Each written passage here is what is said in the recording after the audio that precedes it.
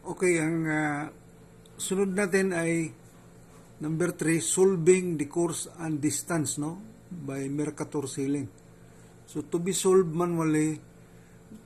manual calculation and navigational computer software program.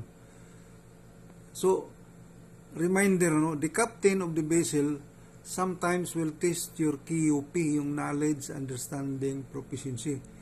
He will ask you to solve by manual calculation the course and distance on Mercator Ceiling. So ito yung given.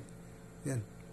Latitude, waypoint 1, and then waypoint 2. Latitude, 49 degrees, 10 minutes north, and then longitude, 12 degrees, 30 west. And waypoint 2, latitude 25 degrees, 15.0 north, longitude 26.50 west. And then you have the gyro error of 1.7. Variation of locality doon sa mapa is 4.5. And deviation from compass table card is 5.2. Ngayon, tinatanong dito, required, solve for the course, number 2, distance, number 3, gyro compass course to steer, and then the magnetic PC compass course. Kaya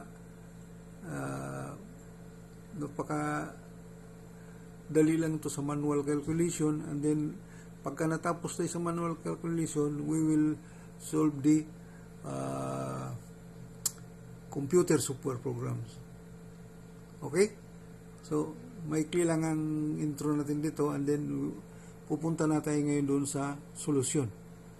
Sige.